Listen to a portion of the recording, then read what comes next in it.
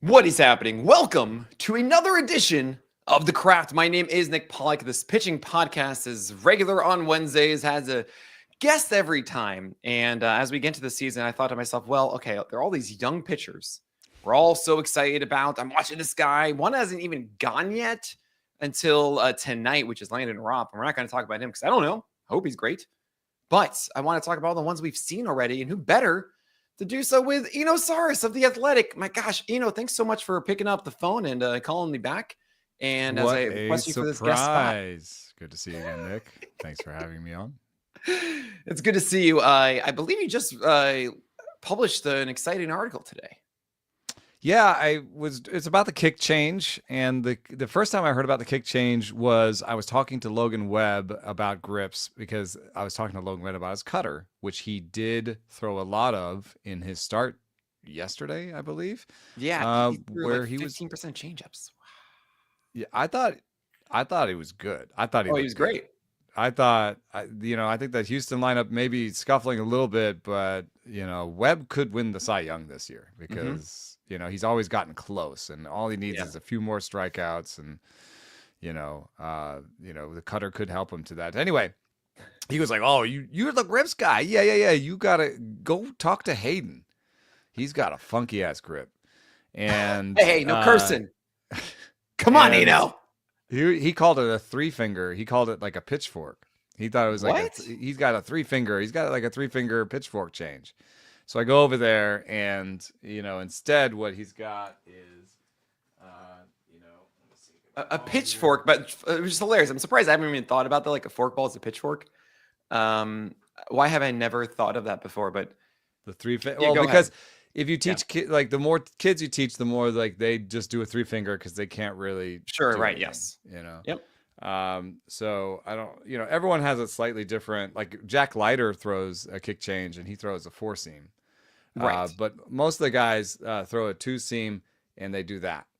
Okay. So what Eno's doing right now is he's pulling back his his middle finger. So he's doing a circle Middle change finger. essentially with the index finger and the thumb. You And then it's kickstand a middle your finger and ring finger on the top side, kind of making the Y of the two-seamer grip, and then pulling back the middle finger so that it is down the seam on the left side. And it's kind of making it look like the middle finger. flat It's like it looks a of little the bit like a knuckle. knuckle curve. People call it a knuckle. Some people call it a knuckle change. You're not really putting your knuckle on it, but by taking this finger off, what it does is people who are dominant two finger, Yeah. supinators, slider guys, Hayden Birdsong, Davis Martin, a lot of guys who throw a lot of breaking balls. You can take the index finger off by doing the circle. Mhm. That's part of it. But if you are like a supinator and a slider dominant guy, you'll still be dominant with your middle finger then. Right. So what you then do is you kickstand this middle finger so that it's ineffective. And in fact, this isn't in the story, but it's kind of interesting to heads, which is that over at Tread, they think that Sean Anderson, the first guy who ever threw it, may have had an undiagnosed nerve irritation or injury, and that had caused his finger to crawl back. No. And that's why he threw his changeup like that. Was that he basically had like a club finger a little bit, like it Right. was nerve irritation that had like pulled his finger back. But in Unreal. case Sean Anderson like threw a couple with these, and they were like, "What is that?" And then they captured it, and because we have modern technology, they were able to say this is the spin axis, this is what it's doing, Mhm. and they were like, this is who it's good for. So now you have a pitch that's, I wrote about like, how do you define a new pitch? When does a new pitch become a new pitch? When do we start to, oh, he throws a kick change, as opposed to what's a kick change? So like, Right. when does a pitch like kind of, Splinker did this recently. Sweeper is the one that made it all the way onto Statcast. Splinker may be the next to go to Statcast. What if, what does it take to get kick change on Statcast? And I just talked about like, oh, movement profile. Here's the movement profile. Here are the types of pitchers that throw it. One thing that's different about the kick change versus the Splinker and the Sweeper is if someone has a Splinker, they may have a splitter or a sinker as well. Mm-hmm. And if someone has a sweeper, they may have a gyro slider or a slurve or some other breaking ball that's classified Yeah. as a slider. So it's more important for them to necessarily be split out so that Sure. you can Yeah. be like, especially to the catcher, like you don't want to throw the splinker when the catcher's expecting the sinker or the Yep. splitter. So like the thing that's different about the kick change is nobody yet, at least, is throwing a kick change and a regular change. Right. I mean, we'll look at Seth Lugo or whoever it is, whoever the Darvish, Seth yeah. Lugo of changeup guys is. Maybe Michael Walker would be like, well, actually, now I throw 3 changeups. Right. Might as well. Damn. Now we gotta put a kick change in there. But so it's just about the sort of the philosophy of like when a pitch becomes a pitch, but also educating people about this new pitch. And I mean, that was August 2024 was the first I heard about the kick change, and Hayden Birdsong by the estimation of Tread, where this has been a real nexus. Tread Athletics has been a real sort of like a petri dish for this stuff. Yeah. Petri dish. Yeah, that's better. They have really spread this. They think that Hayden Birdsong was the first person to throw it in a major league game. So, oh wow. Because of modern technology and also just because I guess it's my beat grips or whatever, we were able to discover this new pitch, 3 months into its existence. And now there's like 15 pitchers throwing it. That's awesome. Jack Leiter's throwing it. Landon Knack, his changeup that we saw in Japan was a kick change. Birdsong, Martin. There's a whole list of guys that I put in the piece. Clay Holmes' changeup is a kick change. So, and I think it's a fun thing to watch. It really what it question does is because that finger is up, it instead of like your normal spin axis, which like if you're a slider guy are all like this, it just kicks off of that. Yeah, sure. And you don't impart spin because the 2 fingers that are imparting spin on the ball are now taken off the ball. Right. So it really kills the spin and it sort of kicks it into a different axis than all the rest of your pitches. Nice. What is the movement profile different from, say, a normal circle change? What have you seen there? It is so Tyon is a little bit more horizontal than the rest of them. Especially if you take Tyon out, it is more akin to a splitter than it is to a regular change, especially a power change. So it's more down than sideways.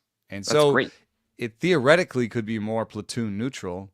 So if you were a righty throwing a kick change, you could maybe even throw these to righties. And it's harder. The average kick change is right now in baseball is 90 miles an hour, 89.6. Oh my gosh. You want me? I'm going to tell you the thing I hate the most about the kick change. You don't even know what I'm going to say. No, I have no idea. I love that you already have something you hate about it, though. Well, I mean, it's not what you think. We already have a designation for KC, and that's knuckle curve. Oh yeah, it can't be KC. So what, KIC? Like, well, I don't know. It doesn't have to actually be that related. I mean, ST is the one for sweeper. Gosh, you know the whole story. Why I told you this, right? Yes, it's because it was for slider, which is really power slider, guys. And they had that in the system. Oh man, they're like, let's just use ST. That's already here. Oh, you know that they just used the. So apparently there was a slow curve designation they had for a while. Oh right, they'll just use SC. So they just use SC for kick change. Who knows why? But it's in the system. It's stick change. Yeah, right. Yeah. No, they'll just use SW. They should have done for sweeper.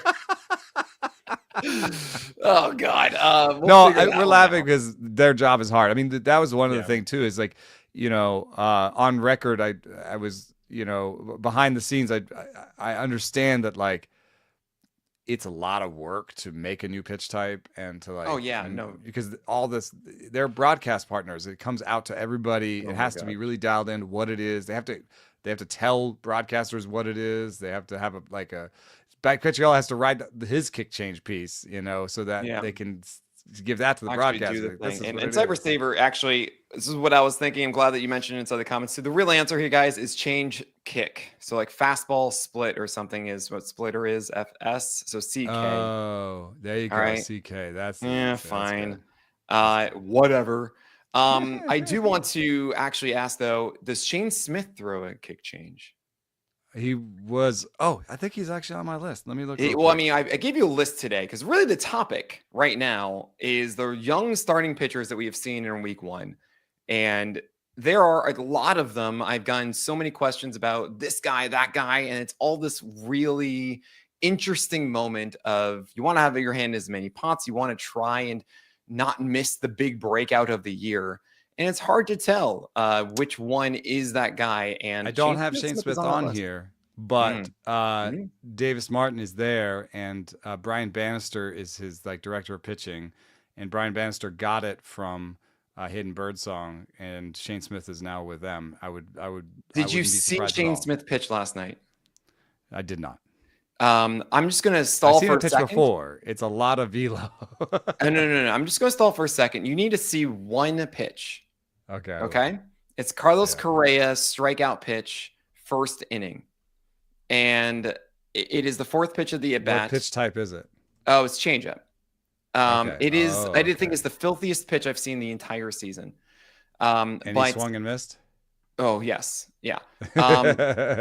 Okay, absolutely. But the guys that I have on my list right now, I don't know if we're gonna get to all of them, but the ones that we are gonna talk about, and you're gonna hear Eno's reaction as he sees this: Shane Smith, Jordan Hicks, Richard Fitz, Max Meyer, Drew Rasmussen, Dustin May, Jackson Jobe, Casey Mize, Chris Paddock, Chris Bubich, Tyler McGill, Shane. Oh, Bond, Jesus Grant Christ!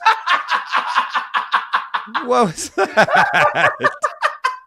I bet you that is a kick change. that was so perfect. Oh, it is because not that sideways. It's straight down. Oh gosh, 92. That's a I was waiting for it. dude. That's a kick change, dude. Yeah, 92? right. That's what I thought. Okay.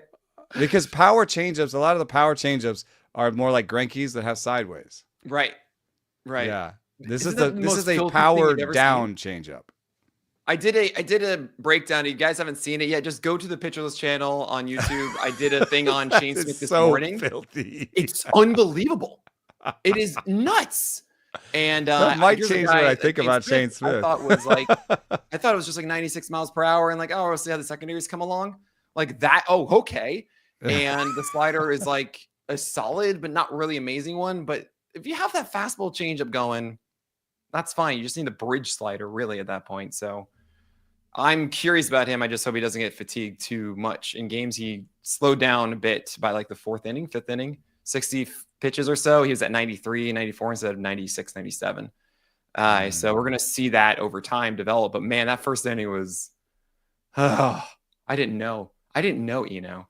And now you didn't either. And we clearly cured that reaction. Stuff doesn't really like the slider, but it's No. 89 miles an hour. So, and it looks like it's pretty much a 0-0. So Right. that's like almost like it's going to function almost as a cutter. It's just going to be another hard pitch he throws off of the fastball, basically. That works. He just needs it as a bridge pitch. It wasn't a high strike rate yesterday. I was actually surprised when I saw the data after watching it. It was 47% strikes as opposed to like 60. But I think it's tight enough, especially in that first inning, that he should be able to get that for more strikes in the future.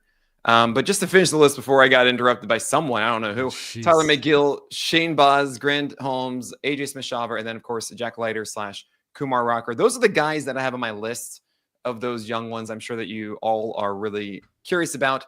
And just to put the pin on Shane Smith specifically, I'm not doing it right away because I think he needs to get stretched out further for this to be more consistent. However, if you need to make a pickup through the year, I do think that Shane Smith is not leaving this rotation and is going to get better as the year goes on when he's able to hold that velocity throughout 85, 90 pitches. And if it's a question of innings, like the nice thing about this is that they won't play a lot of games with him early to have, innings from him late. Yeah. Yes. Right. The worst case scenario with Shane Smith is that they crochet him at the end of the year, which would suck, but you would see it coming a mile away. I mean, he would have to do 1 3-inning start in September for you to be like, okay, that was enough of Shane Smith. Thank you. Yeah, right. Move on. Yeah. And that's okay. Like we're getting this for the price of free. Yeah. So I think a lot of times I hear pushback. Oh yeah, he's gonna be good until he gets injured. I'm like, great, cool, just get rid of him then. I don't Right. care. Yeah, right. Like, whatever. That's a I'm good point. not Yeah. expending all this stuff on it. Not So that's like, fine. oh, your guys won't get injured. Yeah, yeah, right. There's that too. Yeah. Yeah. Oh gosh. Yeah, Reynaldo Lopez news was very unfortunate. Oh. But And we don't even know how bad it is yet. Like yeah. they're like, I mean we're that doing a shoulder surgery and then we'll tell you how bad it was afterwards. but part of that though is the conversation of, hey, who gets removed when Strider shows up? Well, okay, there you go. So Grant Holmes and AJ Smith-Shawver, they look like they're here to stay now for a long time. I'm kind of curious to hear your quick thoughts on both of those guys. We'll start with Grant Holmes. Didn't do well against the Dodgers. I sat him in 2 leagues. I'm encouraged by him moving forward. Are you changing your tone at all with him? No, I do. He does illustrate a funky thing that is happening with Stuff Plus that I just want to get out on the airwaves, just so people know this. It's like we made 100 on the pitcher level equal the average pitcher this year, right? Mhm. So if you think about the way the beginning of the season works, especially the first 2 or 3 days of the season, you only have good pitchers going. Right.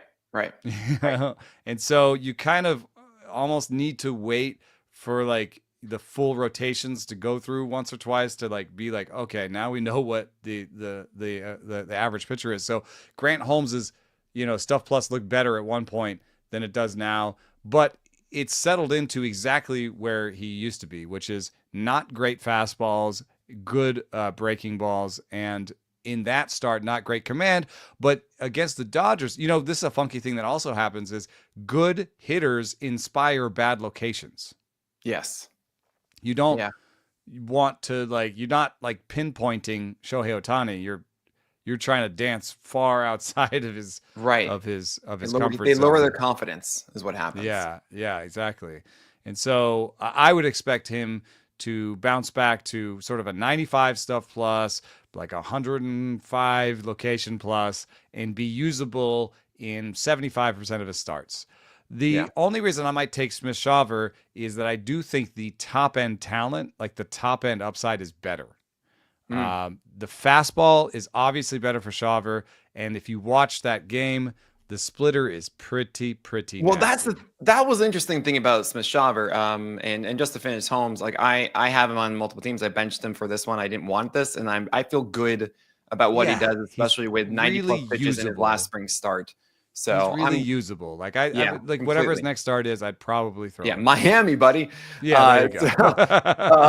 But yeah, so with Smith-Shawver, so I'm conflicted because I think one of the biggest pitfalls of running 12-team leagues is when you get too committed into a guy's ceiling and upside that you hold on to them for too long through too many bad starts. Exactly. And the biggest cause for that is like nasty stuff. Poor execution on some stuff. Pitching ninja gifs and stuff. Yeah. Oh no. We say gifts. We are officially Pitcher Gifts Inc. So it's a contract. Okay. It's in the contract. No. The with AJ Smith-Shawver, he did not command his fastball well. He did get much better marks on it than I saw last year. And it looks great in that fashion. It's just that the splitter was the only reliable pitch, and that's weird to me. I don't love relying on AJ Smith-Shawver for that. The other thing that I think it might take some time for him to get comfortable for us to feel like he's a regular guy in a 12-teamer. But I can't say to you, oh, cool, May 15th, AJ Smith-Shawver is going to be amazing. This could be something he just battles all year. Yeah, I would say, I guess what my caveat is that like in dynasty leagues or keeper leagues, if it's a 12-teamer, I'd just try to hold him a little longer. Yeah, no, absolutely. Because Holmes is more like of a usable, high floor veteran, whereas Smith-Shawver is of the two is the guy that next year could be a top 25 pick, right? Yeah, that makes a lot of sense. And also one weird thing about Holmes, he had such bad fastball locations, and I was like, no, don't throw that down and in fastball. That's terrible. That's not going to work. Bam, home run with Teoscar Hernandez. Nice, awesome. Yeah, but it could have been. I mean, it could have been the opponent too. Like what? Yeah, I mean, when it was just like, oh, don't throw that. The other thing that's weird about Smith-Shawver though is he throws a curveball that like looks really pretty.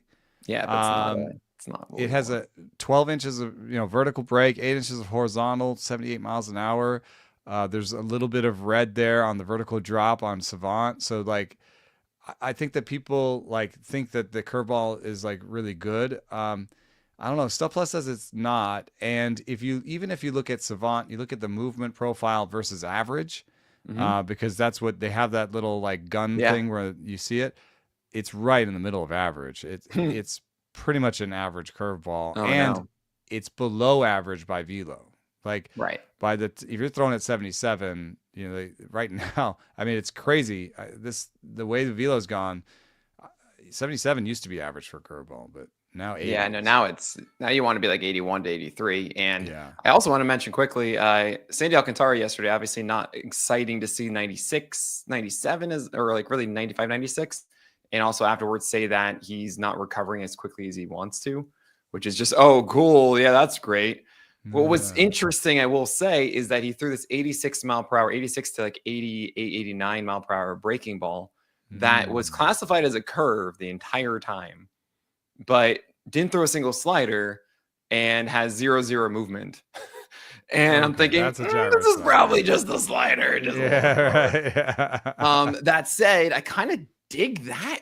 That should be a good pitch for him. Yeah. Like, I want that slower. And I know that sounds weird, but when Alcantara had everything above 90, it does prime guys a little bit better. And it's more about prep for the fastball and then just make enough movement at the bat to adjust for the 92 changeup. But if you're throwing the 86 curve, it takes more than that. You actually need to really time differently all of a sudden. And I think that's important. There's that BP research about the bigger the band, I think it might actually be driveline, the bigger the difference in velo and shape from the rest of your the rest of your pitches, the more you get takes. So, and that in his case, takes could be good because takes could get him some strikes as opposed to balls in play, which he does sometimes give up too many balls in play. That's interesting. I wonder if that data is still the same if you remove like lollipop curveballs. Yeah. Because I mean, we know that. We know like guys like. But okay, I think it's probably a lot of velo stuff because I think one of the easiest things to see early on, and I think it's really hard to be a batter. So I'm not saying any of this is easy, but like I think probably one of the easiest things to see is just like as it comes out of the hand, is it really hard or is it soft? Like on the court the order of like if there 15-mile-an-hour difference, I bet you can see a 15-mile-an-hour difference. Yeah. Now that's why I think sliders are so good. If you have like a 4-mile-an-hour difference, I bet you that's really hard to see. And so you think, oh, that's hard. That's a fastball. And then especially with the extension too, if you have that, and that's even shorter tunnel, it's just amazing. I was happy to see him go 5, get a win. Yeah, I'm still pretty happy about Sandy Alcantara. So okay, I'm going to bring this back because we have so many names here we got to go through. We're going to talk about all of them. I'm going to start with I'll start with his teammate Max Meyer, but before we do, we have to take a quick break.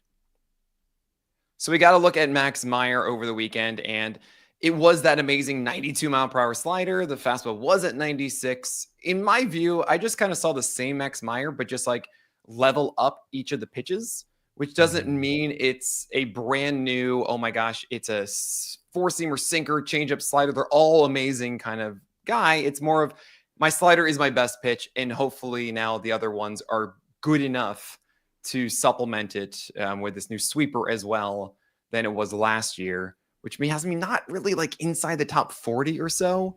But I still think this is a solid, play throughout the year. Do you have a different take, or is that kind of how you see Max Meyer too? No, I mean, I alluded to this during the spring, which is like his spring strikeout rate was just basically the same as his regular strikeout rate. So I was like, I think he'll be slightly better. Also, we didn't have a huge sample from him before in terms of 63 innings. So to some extent, he could have just been unlucky especially because it was all homers. What he'd done before was decent enough to be a major league starting pitcher, except for giving up, 3 homers per 9. So homers are the biggest source of noise. He pitches in Miami. He shouldn't be giving up that many homers.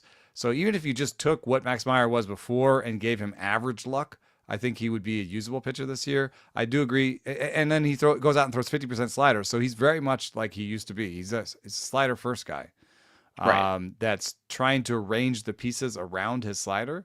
But the pieces are all a little bit better. He did strike out 30% of the batters he saw in that thing. So I think if I'm creating like two buckets, one is the like super exciting, don't forget about him bucket, and one is the what do I do next week bucket. Max Meyer fits in the what do I do next week bucket. I would slot him maybe slightly ahead of Grant Holmes because his fastballs are better. Mm-hmm. And so I would have so far Max Meyer ahead of Grant Holmes in that bucket. In the other bucket, I would have Shane Smith maybe behind AJ Schaefer in the upside bucket. Yeah.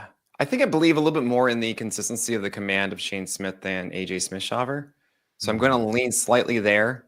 But Okay. I'm going to actually, it's funny because Shane Smith and Max Meyer both are on a low win team, while they have Grant Holmes and AJ Smith-Shawver with a much higher win chance. So keep that in mind too. I think Grant Holmes at least has a safer floor with what should be two really good secondaries in his curve and his slider, getting a ton of whiffs. Both pitches had over a 20% swing strike rate last year. Generally has very good command. It's not like he's throwing soft with that fastball. It's just not that good of a shape and everything. But I like to believe that Grant Holmes does enough here to continue the solid strikeout rate and get more wins than Max Meyer. So I'm going to slightly favor him, but yeah, it's all very close. And honestly, I want to recommend everybody to not play the yo-yo game, which is you have a guy and then, all right, he makes a start. Cool. Then you see one guy make a start and you go, oh, okay, I want him. Then you drop your guy who's going to make the start before the one you picked up. So then you don't get a start. Yeah, that's it.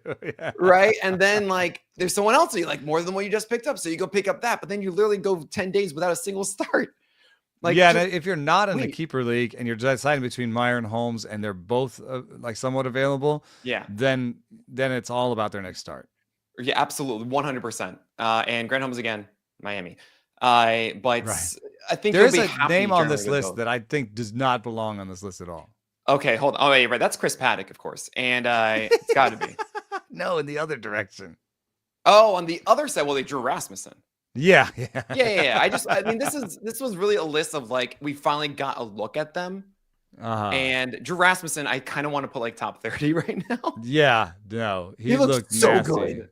Yeah, I mean, I guess that Velo 95.5 is off his peak, but I'd rather have him make it through the season at 95.5. And oh, by the way, he was 95.7 in 2022 when he threw 146 innings of a 2.84 ball. That's the thing. He looks like that guy with like a 107 whip right now because that cutter is the money pitch at 91 miles per hour. He just throws over the zone. No one can hit it. Yeah, it's just so hard to hit. It's great.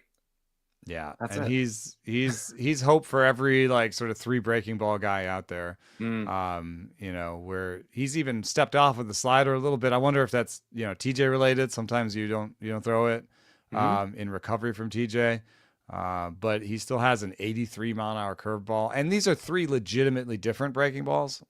As I see it. Yeah, sweeper, slider, curve. Yeah. Yeah, and so he's playing off of the 2 fastball thing or 3 fastball thing, depending on how you classify that cutter. So I think he's doing everything right.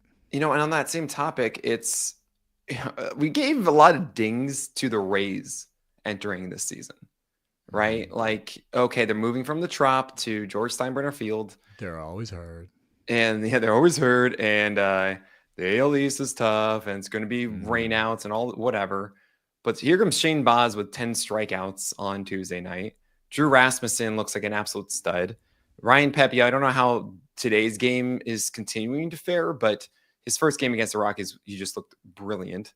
Right. And Taj Bradley, honestly, is locating his cutter down in a way, which is pretty cool, which he kind of learned a bit last year. I didn't know if it would stick around. It did, at least in his first start.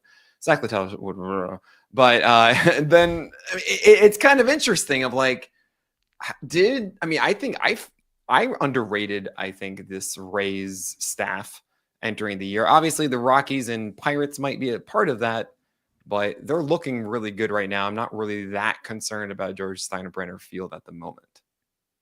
Yeah, I'm not as worried about it. It turns out that their fascination with Stuff Plus and their pitching development pipeline was not just a park-aided thing. Even though they they have had some some strikeout problems. Maybe it's a little bit more akin to like the Mariners, right? Where Mhm. they're still good. They're good pitchers. You want them all. And not Emerson Hancock, but you want all of them, but you might be careful with some of them. In matchups away from home until we sort of see what those splits look like. The nice thing for Boz, I think, is that he's just healthier. Like is the kind of feeling Yeah. I got. Plus, I think this is I think what is so hard about becoming a pitcher. So a starting pitcher in the league. So like think about Max Meyer, you come up and you're in the minor leagues and they're like, changeup, you have to have a changeup. You don't have a changeup. Oh Why my don't you have a gosh. changeup? Right? And so you're like, okay, I'm trying. Here's my changeup. It's so good. It's so good. Look at my changeup. And then you get to big leagues and they're like, you're gonna throw that changeup, right? And you're like, yeah, I'm gonna throw the changeup. Oh my And god. then you're like, you know what? My best pitch is my slider. It's always been my best pitch. So over time, eventually the team's like, hey, you know what? Your best pitch is your slider. You should just throw that. And you're like, I've been saying. Right. So Right. now we get the third version of Max Meyer, and he's like, hey, what about 50% sliders? Here we go. Right. And I feel the same way about Boz a little bit. I think you can see it in his selection process where, he threw the curveball like sort of 20% of the time last year, and it was part of he was trying to do an even mix. I get it. You have all your Well, pitches. it was a Um, transition though, right? He didn't have a slider after TJ didn't have also sticky stuff. And like by I think like the last 6 starts, he really kind of shelved the slider and then went heavy on the curve, which was yeah. successful for him. And that's really what Yeah. we're continuing to But see now. That curve looks great. the spin is up on the curve. The Mm, movement is better on the curve. He's getting, like an inch more drop on it, a little bit more sideways. So it's spinning hard. It's harder in velo, and maybe just an 84-mile-an-hour curveball is just intrinsically better than like a 86.5 slider that has just 0-0 movement. I mean, 0-0 movement, like a gyro slider, you kind of want that to be 89-90 these days for it to yeah. be plus, Right. like an 87-mile-an-hour 0-0 is like, he can use that. He'll use it almost as like a cutter. I believe like he'll just use it to play Bridge pitch. to Yeah. bridge pitch, to get through, to turn the lineup over. Maybe the second and third times he'll through, but like he's found his core identity is four seam curve. Yeah. And I think it looks pretty locked in. I think Boz and Rasmussen are on this list are my favorites. They seem to rise above in a way that, and Boz is on the top of the upside list too. So Yeah. Rasmussen's probably not on top of the dynasty list if we're making two lists, because it's You just like worry. he's almost 3 surgeries in, or I don't Yeah, even know how but many. man, he looked so good. Yeah. I do want to get. Okay, so I have Casey Mize and Chris Paddock also here, and Mize is obviously, I think, more of an interesting conversation with Paddock. I just want to let everybody know, velocity was a little bit down. He did not have a good slider. He threw so many of them against right-handers, and he got a lot of right-handers and tried to lean on it, and it just didn't do enough. And And he's lefties, he never been a actually good looked pretty slider good. guy. He should probably just give up on the slider at some point. I know he didn't throw the split change as much against right-handers. He probably should have, and Which he he used to did do. well against lefties. So I'm curious to see what happens next time. But yeah, we are not going to chase Paddock at this point. At least I'm not. I didn't know if you had any other different take there on Paddock. No, I'd been really excited because there was a start in spring where he was like sitting 96 into the fourth. Yeah, or something. right. And at 93, I know Stuff Plus says that the fastball is decent, and the change is decent, and that could be a foundation along with an average curve. Like there is still a pitcher that can work in here. Yeah, that's Paddock. It's what he's been, and we were hoping Right, to see more. forever. And it's just we're not gonna chase that. And We want to my see something co-host different. Derek Van Riper on Rates and Barrels is a never Paddock, so I I'm a always never just hear Trevor. him. I hear him in the back of my head. So I'll put Paddock in the usable what's your next start bucket. Mhm. I think he's unfortunately out of the kind of dynasty upside bucket. In the usable group, he's still last, but you can watch his next start. You can see what the schedule says after that, and Honestly, I think he could rise above. I'm not that big on Chris Bubich. And I think he could rise above. I think Richard Fitz fastballs aren't good. And so I think he could rise above some of the bottom guys on here, but for very right now, he's probably the bottom name that we're going to talk about. Oh yeah. Oh, absolutely. I mean, I even debated not doing it, but it's because of Casey Mize also being a part of it, and I attribute the same similarly because they're both trying to do high four seamers, 7 feet of extension, and 18 inches of vert with a splitter / split change, and trying to figure out the slider. And with Pollack, he had a velocity drop, and with Mize, he had a 2-tick velocity drop. Instead of sitting 96 like he did a lot in the spring, it was 94. Without really anything to latch onto that I wanted to see, with the slider and some good splitters. I remember actually watching it. And the sweeper is way too close. Like he said, he had 3 sliders in the spring, and I'm looking at his slider chart right now, and it doesn't. Yeah. It's not have a lot of separation. It looks like a big mess. So the thing with Mize, we if you guys don't know, listening right now, Eno joined last week for a brief moment. I'm sure at some point I'm randomly just going to see you on it, but playback.tv/pitcher list. Every time a baseball game is on, we are streaming it with our community. And last night, I had a moment. I went to see what game was on that we were putting on at the moment. And what do you know? Casey Mize had a kind of fun first inning against Seattle. Like, oh, look at that splitter. Looks all right. Game. Yeah, an okay start. Harder splitter. 89-mile-an-hour splitter now. Oh, Yankees next. It's the Yankees next. And I see that drop in velocity, and I don't really see anything. Like last year wasn't fun for Casey Mize. I don't see enough to say like, oh, no, this is different. We've got something brand new. It's okay. It's going to be fine. Especially with that lower velocity, and now he goes against the Yankees. Like, I don't want to touch this in my 12-teamers. I streamed him for this one, and I've already moved on from Casey Mize because you don't want to have someone for 10 days just on your bench here that you don't even know if it's going to be good in 10 days. He did say something interesting I want to bring up here. Yeah.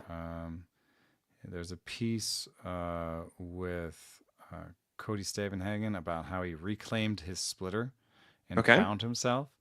And he talks a little bit about, who not idolized, but who he's like looking for to be like, oh, I could be like him, right? Mm-hmm. And he's talking about the splitter, and he says, like he used to watch Gossman, right? And this is something that's come up with when we talked about Mize, but instead of thinking about Gossman now, he's thinking about somebody else. Where is it? Oh, it's not. It's Eovaldi. Oh, Eovaldi. Oh, man. Well, Eovaldi's throwing curveballs now all of a sudden for whiffs. And it's like, whoa, this is so cool. So, but he was saying that Eovaldi's splitter is more of a power pitch. Yeah, it is. Because Gossman's has a big velo gap off of the fastball. Mm-hmm. And so I think that's probably a good idea for him in terms of like who he should model himself after. But one of the things that Eovaldi really impressed us with was he came up with this big fastball, but he had an aptitude for adding pitches. Right. He had the cutter, the splitter in there as well. Although he doesn't, he's not a great spin guy, right? Eovaldi? Right. No, but he's always adding these little extra elements to give something different. And so that would be my hope for Mize, because this year he is throwing at least the slider and the sweeper, the split finger hard, and the four seam and sinker. So he's become a little bit closer to a 5-pitch guy. Yeah. And the hard splitter looks like it is better by the model and by results than the slower splitter. So I like him a little bit. I'm going to put him in our buckets. I'll put him behind Holmes and Meyer and Rasmussen and Boz on the usable chart. Mm-hmm. And probably similar spot in the dynasty, but ahead of Pollack and ahead of some other names we haven't yet. Just forget Pollack, guys. Just like he's not he's not here. Here's a nice thing I can say. If I just sort the list of the players that we're talking about by Stuff Plus on the four seam, I get a guy we haven't talked about yet that I'm super excited about. That I have been super excited about, and we talked about on this podcast a million times. Oh yeah, I know. I put him here just for you. Drew Rasmussen, Dustin May, Jackson Jobe, Casey Mize. So he has the Okay. fifth best four-seam fastball on this list. So there are a lot more we need to talk about. We don't have too much time. But I do want to say at least that Mize needs to get the cutter. The cutter was really the big opening thing for Eovaldi. He was struggling for a bit, trying to figure out and find his way. And it wasn't really until Eovaldi added the cutter, I believe with the Red Sox in 2019, that he actually started to see the light a bit. And then it's starting to click with it and actually getting that off of the four-seamer and then also having the splitter and then everything. Now we have the curve that's working. So it's been a process. But if Mize has the four-seam and the splitter as like a core identity, it's possible. No, he adds it. That's what I'd be looking for. Yeah. For Mize to try and follow that Eovaldi model. Yeah. I do want to bring up your favorite really quickly. I'm going to do that. You guys think in your head, who is this guy that we're saying is Eno Sarris is? I got it. By the way, guys, if you didn't know, I have been mispronouncing Eno's name, Sarris, for so long. I didn't know I was saying it wrong. I would have assumed that Eno, like if he says Pollack, I'll be like, it's Pollack, and that would be done. But no, he doesn't tell me. Then I talked to him the other day. I'm like, is it Sarris? He goes, yeah, you've been mispronouncing my name the entire time. Friends tell each other things. Unbelievable. Eno Sarris. That's fine. All right. Eno Sarris as a guy. Radio stations all the time. They say my name. I know, but I'm not those guys. Yeah. Okay. Okay. Sorry. It's different. All right. Now, think about the guy that Eno Sarris loves and who it's going to be when we come back from this ad break. And we'll talk to you in just a moment. All right, it's Tyler McGill. And this was the best game I've seen from Tyler McGill since that opening day start where he subbed in for Jacob deGrom. I'm not kidding. This was amazing. There were two things. Fastball, 18 IVB. That's like one of his best IVBs. The four-seamer was innately better, but its location was insane. He actually commanded it better than any of the spring starts, better than I've seen him in ages. But not just that. He also commanded a new gyro slider, like incredibly well. Underneath it, arm side all the way down. And had a sinker to do this too. Like, if you are like this now, Tyler McGill, you are top 40. You are like, that is legit. It's just, are you? You haven't had a history of being able to execute this before. Is that gyro slider not only sticking around, but also having the same strike rate and command? It was just such a good outing that I'm kind of getting like whiplash of disbelief. So, I mean, you pick him up and you just see if this is real. But do you think this is a real thing? Do you think like Tyler McGill has slowly and steadily put the bricks together and bam, this is who he's going to be now? Yeah, the only thing that makes me worried is that if you look at his past fastball velos, he's erratic.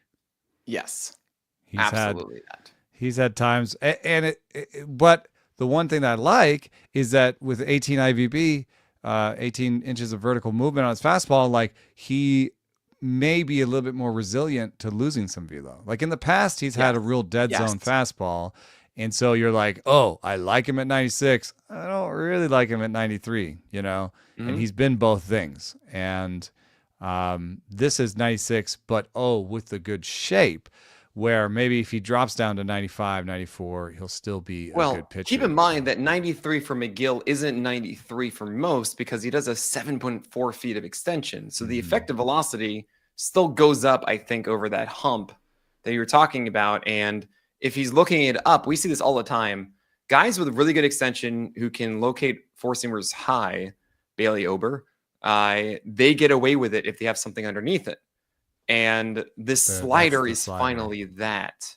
That's the real thing. I'm just, am I allowed to be happy? Can I celebrate? That's how I feel at the moment with this. So I think we're on the same page of he should be in that bucket with your Max Meyer and your Boz. Like he's right underneath Boz, really.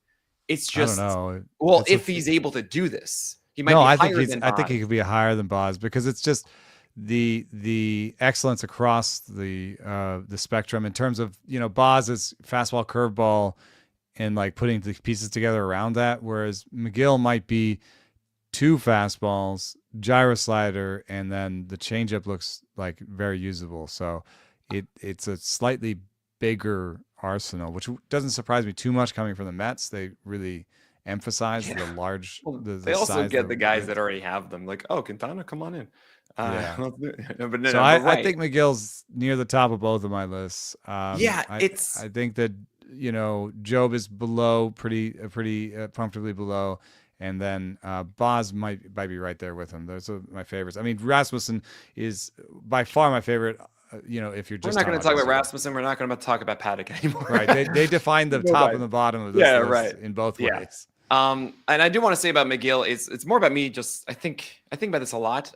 Sometimes I just want to talk about pitchers just on a spectrum of probabilities. And I think with McGill at his 95th percentile performance is better than Boz. Absolutely. I don't think that's real, but let's say it's 75th percentile. I think that's the highest percentage of outcome, like 80% or something like Mhm. that. I know this is like how we do weights and how we do rankings is just Right. that there's those two spectrums that you're trying to smash together of likelihood and ceiling versus floor. So that's kind of why I was saying it like that. But so like where I see him right now is McGill. You've shown something you've never shown before, and it was just so good that there is a higher chance of it actually sticking than usual. But because there's still that skepticism, I have Boz ahead of him. But it's Mhm. still like if he We've continues, seen that he's ahead of Boz. more out of Right. McGill, so it's like he has a little bit more inertia to overcome. Yeah. Right. We have a Exactly. bunch of innings from McGill where he's been like, okay. And with Now, Boz, we're just like, we've only really had hype and injury. yeah. You mentioned Jackson Job in there, and I actually saw him. I watched his game, of course, Monday night with everybody on the stream. It was really fun for a moment, and I regret ranking Jackson Job as high as I did because I see a guy that is not in tune with his arsenal enough and is still trying to figure out how do I use velocity? How do I use my braking stuff and my cutter well? And he has when I think I'm going to lean into this. I don't know. I call it donut command, which is either you are outside the zone or you're in the middle of the zone. Like you are not nibbling properly, not going to quadrants around the zone. You are either like, okay, it's way too high or it's spiked, or like now here's a cutter down the middle. I And see it's some of that in not, the heat maps. The cutter has a middle heat map, and the four seam does too. and it's just like, oh, like no, there's that's a low confidence pitcher of where it's going. It's like I have to throw a strike, so I'm just going to throw it here now. Okay, I'm gonna try to nibble and way too far out because I have to be perfect with it. We see this a lot Yeah, from guys, and it's hard to transition from that into really coming into terms with what you have and wielding it properly and utilizing that cutter properly, and then you set up the four seamer here and the change up there and the curveball there. The stuff is so good. But when I think about, all right, week to week, start to start, how confident do I feel in this being a productive outing? I'm not there yet with Job. And I'm still starting him against the White Sox because it's the White Sox. But I wish I didn't rank him inside my top 50. I wish I kind of had him around 60. That's where I'm at the moment. Where are you? I had him around 70 going in just because of different risks. Risk that he didn't even make the opening rotation, and risk that he gets sent down, and risk that he doesn't Sure. put it together, and just generally, I'm a little bit more careful because of the things that I was talking about with Max Meyer and so, which is that I think it takes a while to discover your identity in the major leagues as a starting pitcher, and it doesn't always come right away because, by all accounts, he should just come in and dominate with at least according to Stuff Plus, with the pitches he has. But I did look under the hood a little bit, and some of the expected swing rates on his pitches, because our new Stuff Plus creates kind of expected swing rates, are pretty low. Yeah. And so, the curve is not going to get swings. And the change is not going to get swings according to Stuff Plus. And so if you're not going to get swings on those pitches, my solution for Job is a little bit weird. It's kind of old school and may not work. I understand there's some risk, and I understand why he's not doing it. But my solution for him is to throw the four seam more. It's almost nobody does that anymore. But for him, he has one of the best four seams in the big leagues according to Stuff Plus. And Really? yeah, and according Huh. to watching him, like I think it's a pretty good four seam. He throws it 38% of the time. Mm-hmm. So I think the sinker's not very good. I don't think the change is as good as he thinks it is. And the curve's not going to get you any swinging strikes. So I think he should become almost like 50-50 fastball cutter. Oh, interesting. And he should play the curveball for called strikes. Yes. I very much agree with that one. And so I think he should almost be like, 45, 45, 5% curveballs, 5% changeups. Mm-hmm. So, and I think that could solve some of his command issues because now he's throwing the four seam a lot. So he's going to hopefully get into a rhythm and start hitting those spots. Because if you look at the heat map, there are some four seams that are along the edges of the zone. Yeah, well, of course. Yeah. Yes. This is interesting. So I got into a rhythm and threw more of them. Now, I want to hear a little bit more about the reasoning for this because what I thought might be an interesting solution is the reverse, where he actually, because guys aren't swinging at his pitches as much, great. Stop trying to get them to swing at it. Be aggressive in them. Make them go for it. Make them actually want to swing and throw enough strikes with it. Just like literally just say, I just need to get this in the zone. So more down the middle, but more pitch back like all of his pitches. Like save the four seamer and surprise them with it because the curveball I think is just stupid unhittable. It's just such good movement. But they see it, I think, or something. They don't swing at it. Well, right. They don't swing at it because they just see it and they go, cool, it's going to be a ball. But if they don't swing at it, it's a called strike, then that's a different thing, right? So like you say, ratchet up the curveball so that he's throwing more in the zone. I'd say like be more aggressive cutter, for zone rates with the curveball with the cutter and just kind of lean in on this. And then you surprise with the four seamer because they're going to be out of their shoes ready to swing for a four seamer and then they'll swing at anything with it. You know? Yeah, that's another way. And either way, I think this White Sox start could allow him to both experiment and maybe dominate in a way that can help his command going forward because command is at least, half confidence. Right. So if he can just go out and dominate the White Sox, then maybe he's like, I'm going to be more in the zone. My stuff is on. That's the White thing. Sox couldn't hit it, I think that's the thing that we're saying is like, whether it's extreme four seamer or extreme secondary, it just needs to be confident in the zone. Don't try and be the perfect best element or best version of yourself right now. Just be the 4% walk rate version, like literally just the center of the glove. You're not the chaotic guy. You're not a Joe Boyle. So then just do center of the glove and whatever, just keep throwing it in there and it's fine. Play quadrant ball if you can. Don't play 9 quadrant ball. Play like just the 4. You aren't Kirby, obviously. Yeah, right. Even though Kirby's got to change some things too when he's healthy about the slide locations, but hey, whatever. It still bothers me to this day. But Job is exciting. The interesting thing for me about Job is that I think he's in very different buckets depending on when we were talking about the sort of dynasty aspect versus the what are you doing for me lately. I think he's in very different buckets there. Like when we're looking at upside alone and future, I have him there with Boz and McGill at the top. But if we're talking about what are you going to do for me in my next start, like, yes, I'm starting him against the White Sox.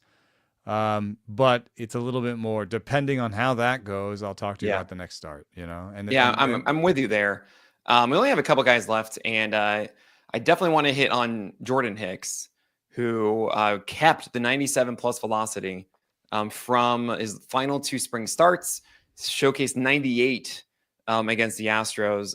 As a San Francisco guy, I hope you saw this one because it was so nice to see him go arm side and glove side location with his sinker. And Jordan Hicks last year had 0 games as a starter where he had a 70% strike rate with his sweeper. It was over 75% in this start against the Astros. It was a very right-handed heavy lineup. We haven't really seen him try to use a splitter against lefties a ton. So there's that. His velocity also was 98 in the first start last year. Then it slowly came down 97, maybe 96, and so on and so forth. But where are you on Jordan Hicks right now? Because I personally see a guy who's just got his sinker back and hopefully has more strikes from his secondaries, making him a very good, reliable, quality start arm in Giants town. Yeah, I mean, he's probably right behind Rasmussen in the, what are you doing for me this year kind of aspect. I will just say that, he looked great for 3 months last year. And I would just monitor that velocity. I mean, maybe he can't go further. He did work on his body. He did work on what he wants to. He wants to go deeper into the season. And to the credit of the Giants, even though they had Birdsong breaking out in spring and Landon Rupp and like had lots of options, and people were like, Hicks is not pitching that well this spring. Like, why don't you just move Hicks into the bullpen? People like me. Saying we that, said that, and then all of a sudden he threw 97. I said, "I'm sorry, guys, I'm wrong." Yeah, right. So I think maybe he might eventually go back into the bullpen again. Maybe he's just a 3-month starter again. But don't forget how good those 3 months were last year. And also don't forget that the easiest way, I think, to decide about what you want to do with him in the future is to watch his velo. And it's boring, and you don't want to be that reductive, but it's easy. It's easy. Yep. If he comes out in a start, even if he has a good start and he's more 95, then you start to be a little bit more like, who's he starting against next? Right, exactly. And easiest way to do that, of course, is just read the SP Roundup in the morning. I got you guys. Okay, just come on by. Just come on to pitchers.com. Read my daily pitching article. We have Jack Leiter and Kumar Rocker. And Kumar Rocker, I think we can both agree, probably has one more start or 2 starts before Patrick Corbin arrives. And to me, I feel like he goes to the pen or goes back to the minors. Long story short, dynasty is one thing. I think Kumar Rocker will be valuable in some fashion for the Rangers. But as of right now, 12 teamers are trying to see like who should you hold on to. You don't need to hold on to Kumar Rocker. I think we're on the same page there, just for the sake of time. I think that the shapes that he has are just really difficult against left-handers. Yeah, and we saw you corrected me on that one in the offseason. I was like, oh boy, yep, I got that wrong. Bad against lefties. We just saw we saw last year that his plan against lefties was to walk them, basically. Someone other pitcher did that too last year, and it was pretty funny. I think it was like Ronel Blanco or something like that. But Jack Leiter, who has a new nickname. Do you know his nickname? Did I tell you this? No. His nickname, courtesy of Rated Rookies, I like to call Rate Rookies, is Jack Zippo. Because the Zippo, the fastball, and Zippo Leiter, and it's so good. He put that inside of Chaz. Like, did you just make that up? He goes, yeah. I was like, I'm stealing this. This is great. He was great today in Cincinnati, where against that lineup can be not great on the road or whatever, but in Cincinnati that lineup is pretty good. Yeah, and he had no walks today. Woo-hoo. Slider, 77% strike rate. Slider. Yeah, he's throwing the kick change, the four seam, the sinker, and the slider. And the four seam and the slider are his identity. He has an identity. The question has always been, what happens when he's walking people, and he gets rattled. So he's just, I think, what did you had a name for? Headache-inducing pitcher stifling the entire roster. Yeah, he has those tendencies. Yes. But he is near the top of my dynasty rankings. Yeah. And as long as he's not walking guys, I'm in. I know that he could just walk 4 in his next start, but I know. I have lots of shares of Jack Leiter, and I'm just going to try and be careful with him. I wonder if you could look at teams that don't swing that much and not start him against teams that don't swing that much. There are teams that just swing less, Yeah. So don't start him against the Dodgers. Seems like a really obvious thing to say, but don't start him against the Dodgers. Don't start him against teams that don't swing, and you might be able to really profit with him. Yeah, I mean, I loved that first start from Leiter to see also that Jack Zippo is getting the slider actually working, because when it comes to a stuff four-seamer, at least in our model, my Fan 4 Plus model, that is the elements that makes the four-seamer from velocity to extension to vert and to attack angle. Like Jack Leiter is like top 5 in that combined in the league. And to see him have such little success last year despite that fastball really meant that, hey, either you were tipping last year or the other pitches needed to be better with strikes. And to see the changeup and the sinker get involved as well, I think has just really transformed him a bit. And it's more about it's really the 6-week plan is what I'm going to call it. Of you see a guy like this, you just got to give him runway for 6 weeks to get used to the league and get his footing. He's going to have a bad start, and he's usually, he's going to come out of that adversity in some way. And when he does, when he has that good start after the bad one, then you will know that Jack Zippo is here to stay, and you should have him everywhere. At least that's how I feel about him, and I would have him pretty high up, relatively. I think what would you have him compared to like the boring Max guys? Meyer? Like, would you have him ahead of Holmes and Meyer? Yeah, I kind of want to at this point. Definitely on the dynasty list, he's like third or fourth. Like it's really tough because it's just about weighing what you need. But I see the ceiling being higher with Jack Zippo. In this group, you need something safer. You go with the other guys. In this group, he has the third best fastball after Tyler McGill and Drew Rasmussen. But there is one player we haven't talked about yet that we need to. There are two, the one or three, and we're going to talk about those three after this break. There you go. There you go. All right, you did a drive-by of Chris Bubic, and I cannot believe that I didn't jump out of my seat. All right, because you're doing him a disservice. Watching that game against the Brewers, we saw a 92, 93 mile per hour four-seamer that was a little bit down from his reliever days, but it was pretty dominant against them. He's just a fastball slider guy. That's all. He's not. No, don't you dare say that. I think because the changeup was higher than we have seen, but we have also seen that changeup dominate right-handers. And I think from Bubic, yes, I am worried that the command of that changeup and slider was not at his best, especially lefties getting the slider. Actually, I think there's a sweeper in there too. Wasn't exciting enough, but he did get a better changeup as the game went on. The fastball is a good foundation. And I'm not saying that Bubic is as good as the potential of Jack Leiter. I'm not saying put him into the Shane Baz realm, but he is not in the same bucket as Casey Mize to me. He's not in the same bucket as AJ Smith-Shawver. I think he's right there with Max Meyer, essentially, at this point. I think he's Brady Singer. Oh, no. From the left. Also, Brady Singer is doing something really cool with throwing more four-seamers, and it's making him much better. And I'm actually, for the first time ever in on Brady Singer. I've been wrong about Brady Singer.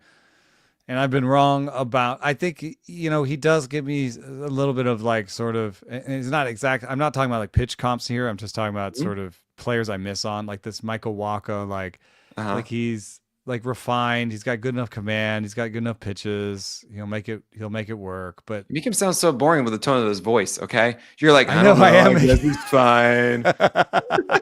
How dare you? I don't. Look, he throws 92.5. But and it's 7 feet of extension, and he gets a lot of dirt, and he locates it upstairs. Like, didn't you like Cody Bradford? Imagine better Cody Bradford. That's Bubic. Aha! I got him with his own guy.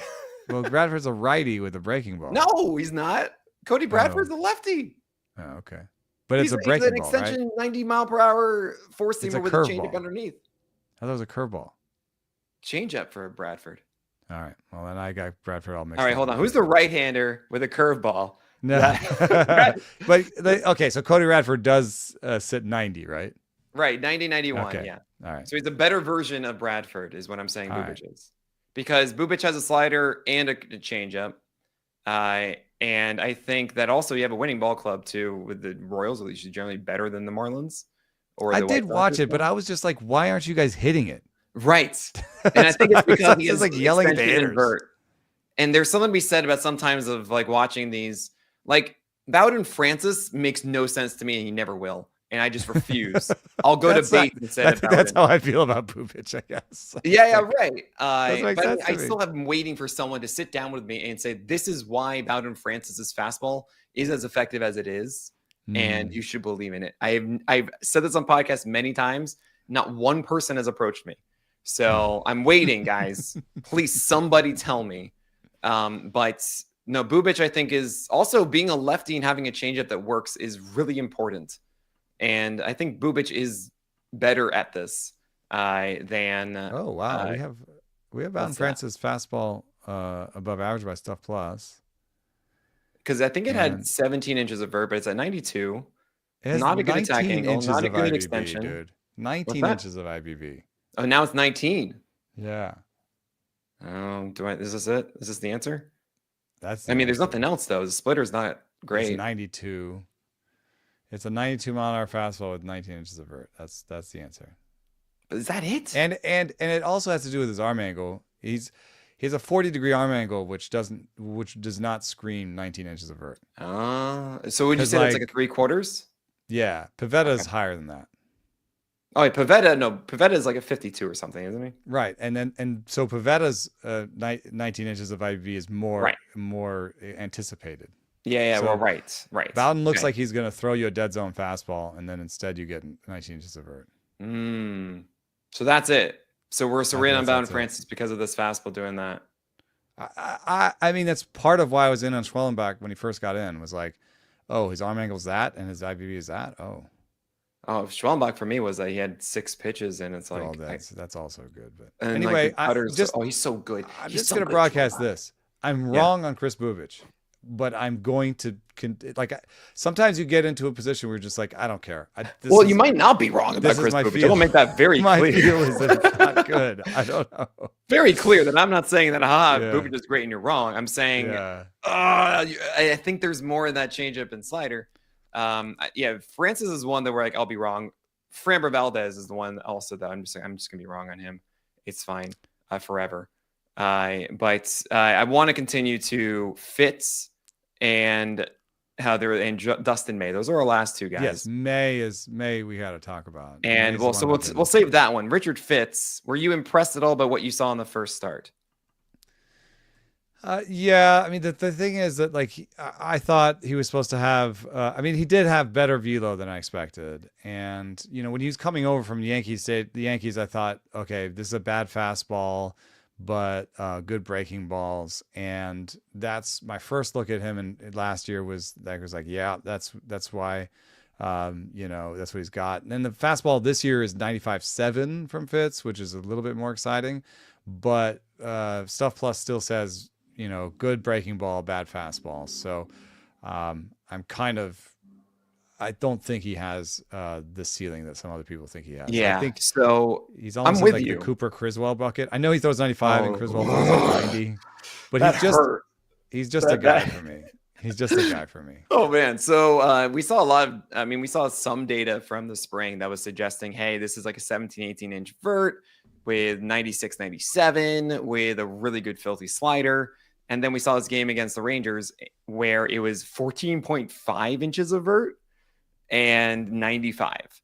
And I go, oh, that's not it. What's interesting is that DeGrom's fastball also was down 2.5 inches in vert. And I wonder if there's some calibration thing.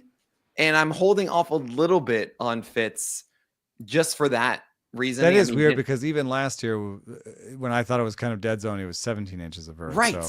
So it was strange. And the extension was lower too, though. In the last game in the Mexican league, that tune-up, it was 7.2 inches of extension. That was 6.5 in this Rangers one. And I'm like, that 7.2 is wrong. There's no way. Was that like a whole? Yeah. Was that like a whole Hawkeye that they have there or not? I have no idea. But yeah, there's no way that I'm just going to say that one was wrong. Maybe not. Maybe the whole calibration stuff is wrong with Fitz there. So I'm going to hold out one more start. It's against the Cardinals. I believe on Thursday. He could be like a Clark Schmidt kind of guy, right? Because he's got the good sweeper. Maybe he pushes the four seam. He has a lot of offerings now with the Red Sox. Yeah. And there is, he has good breaking stuff, and that four seamer acts like it did in the spring. Then I get actually excited because then you have extension, you have vert, you have velocity. Like that can very much work. And it's not the thing. It's just one of many. Right. That would make me excited. But right now I'm like, what is this data? That's me talking to my Android on my spaceship. What is this? What are you showing me? Data? And I'm just an Android. No. I just want to know what we're going to get. So I'm holding out a little bit for that. But Dustin May. Oh. Okay, here's the weird thing about Dustin May. Yeah, the four-seamer is so cool. Sorry, keep going. Well, yeah. Yeah. This is the thing. Dustin May always has had a lower arm slot. So he's always had a 30-degree-ish arm slot. And, so that's why when you watch Dustin May, everything kind of goes sideways. Like Right. the main thing is the sort of sinker and the curve, sweeperish curve, like very sidewaysy curve. So he's banana peeling sideways, Hmm. with his pitches, and that made a lot of sense for his arm angle. And his four seam was like decent above that, in that it was high velo. Like he's ginger guard. He's always had like the high velo. Are you still calling him Um, that, huh? Because I I mean, don't You know. don't want to be Nobody even compared to cares about Syndergaard anymore. Syndergaard anymore. Yeah. um, but something changed to his arm angle. So he went from a 30-degree arm angle and 16 inches of vertical break on the four seam, which was a 97-mile-an-hour fastball, which is across the board like really good, Right. because you don't normally get 16 inches of vertical break from a side army 30 But 30. it's not even that too, because Well, if he throws it upstairs, it's flat. right. It's yeah, right, because it's coming. There's a It's coming such a from a low lower angle. slot. Yeah, but now he's 19-degree arm angle, so he's Oh, even lower down, yeah. and he's gone from 97 to 95. So those two things would be alarm bells if they happen to me in season. Like Hmm. obviously, if he started out the season 97 and all of a sudden he's 95 and he's dropped 10 degrees in his arm angle, I'd be like, oh, that dude is hurt. That guy's hurt. Yeah, right. Yep. But he's starting out the season that way. This could just be the healthy version. This is my Sure. slot now. But I also have, I'm like, okay, now he's 12 inches of vertical break from an even lower Hmm. spot. I think it still works. I think he's an interesting guy where it's four seam, sinker, sweeper, and that's his deal. And It I doesn't dig it. seem like enough, but there are each of the pitches is very good. Yeah, the sinker is still getting right and messing guys up. It's still so hard to hit, I think, against right-handers. And it's a sweeper, as you mentioned. It's not a curve. I can't.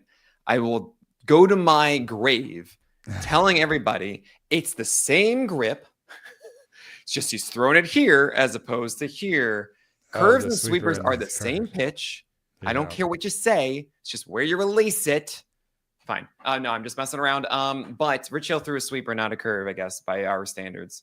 Just kind of Uh-huh. get that out of the way. I think that Dustin May finally embracing that I'm going to save this four seamer and actually throw it upstairs to utilize it is not a common Dodgers thing, and I'm just so happy to see that. That is how he's used it, and he's gotten whiffs on the pitch already.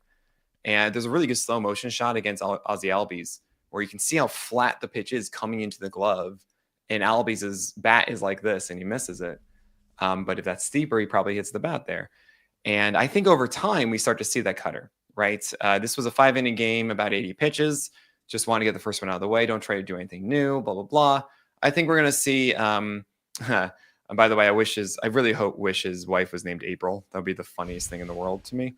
But, we're talking about this on the broadcast. Miss April May was there. And Well, I when hope you, he's not Dustin May as well.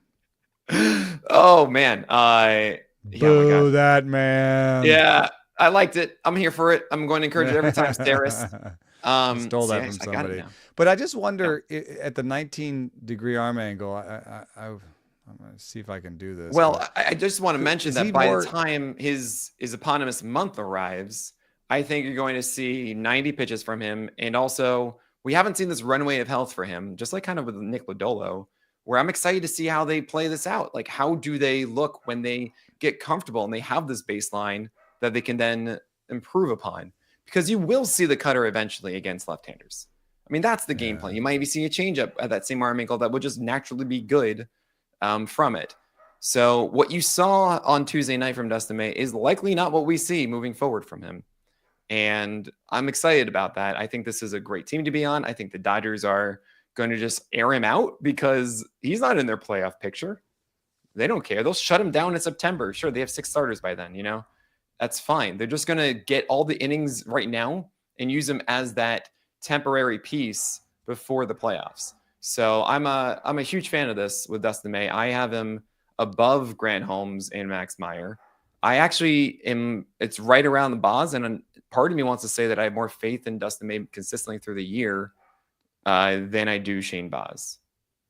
Yeah, maybe. I don't know. This arm angle thing is just weird for me. I'm gonna have to do some more digging on this. I mean, Skeens also dropped arm angle. Oh yeah. And there are a fair amount of guys dropping arm angles. And so now Dustin May's arm angle is virtually identical to Paul Skeens and Aaron Nola. And I don't know what to do with that because he doesn't seem like either of those guys. No. I mean, the curve is kind of, it's not a knuckle curve. He doesn't get on top of the curve like Nola Nola does. has unexpected up-down movement. Yeah, he has on two his plane. That's curveball. just, no one expects that, right? Yeah. As you said, yeah. Maybe He she'll has learn some things in Splinter. That's common what with we're gonna do now. Skeens, but he doesn't have the velo in common with Skeens anymore. Right. We'll see what happens there. Tanner Houck? We're going late. Oh, he's Tanner Houck. Don't do that. Without the splitter. Don't do that. See, I'm not as sure about Dustin May. I have him lower than you. I understand that one. I would say with Tanner Houck, they also use it differently. And Tanner Houck's like, my slider, which by the way is down 5 inches in horizontal movement. It's really terrifying. And the splitter was not consistent. And it's just like Tanner Houck just looks really bad right now. Oh no. And I'm moving on completely from him in like 12 teamers. I'm just like, nope, I don't want to do this. I didn't have any shares, so I didn't actually check it. Yeah. But that's a terrifying thing. He's actually a perfect example. Like him and Walker Buehler, I'm just like, nope, gone, bye-bye. And those are the kind of quick decisions that I think are important to make early when it's not a guy that you think is gonna be like a top 30 player or something like that. I think so. Also, I'm just not. When you're dealing with a stadium that's as difficult as Fenway, you got to make that decision quickly because if you're with Max Meyer and he has a bad start on the road to start, and you're like, well, the next start's in Miami, then at least you have that like warm blanket to cuddle. Yeah, that's a great point too. Nobody wants to cuddle up with Fenway. Yeah, but I hear what you're saying about just like extreme slider, extreme sweeper from that angle. Absolutely. I want a better force seam than Houck has. Right, and he utilizes it well. Right. And I think that you're going to see the cutter return that Houck doesn't have as the season goes on. Better team context as well, as you're saying too. That's right, yeah. So that is where I'm siding there. But, I think that's going to do for this one. I hope to see on playback.tv/pitcherlist randomly. Just be like, I'm watching this game. Whatever, just see what they're doing. I just need like this much free time. I know. You have all the free time. What are you talking about? You don't have like 30 million things that you do. What are you talking about? Both of my kids are in Little League, so there's not only just and you're coaching, right? The regular baseball that I see. Yeah, I mean, I don't officially coach because of my regular schedule. It doesn't really allow. Sure, I get that. But I am their unofficial coach. Oh man, I used to actually coach 6-year-olds for a second, like my friend's little brother. And his dad came up with this funny thing of like, how do you teach kids how to play baseball? Which I'm sure you guys know, but it's like you have the alligator. That's to do a ground ball. The alligator comes down, right? But the best one was the horsey. And the horsey is where you turn your body completely perpendicular. So your shoulders are facing the target.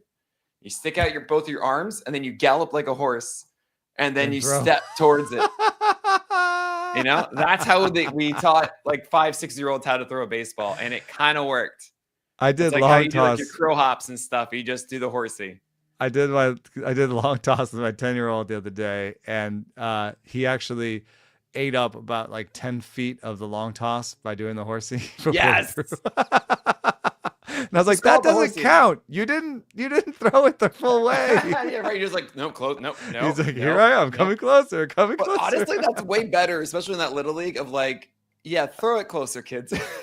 Yeah, well, I'm trying to give him some arm strength. He's So my youngest is starting, and we're just fastball command and arm strength. That's all we're doing. Yep. My oldest is now about to turn 13, so I hope you don't get mad at me.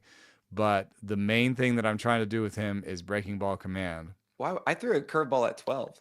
Okay, yeah, he's 12. So yeah, good. I threw it. But he throws a wicked curveball, and so what I've been he's not as large as the players. He's in juniors, which is like past Little League. Mm-hmm. He's not as large as some of his players he's playing. He doesn't throw necessarily as fast. And so I told him, if you could throw your curveball for strikes, it doesn't matter how big your fastball is. You could go 50-50, and they wouldn't know it was coming from because his curveball is that good.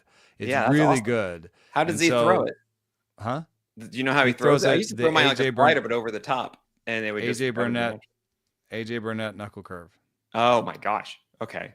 and I didn't know little AJ bit Burnett of knuckle curve back then, so little he's bit lucky of to have you as Clark a dad. Schmidt.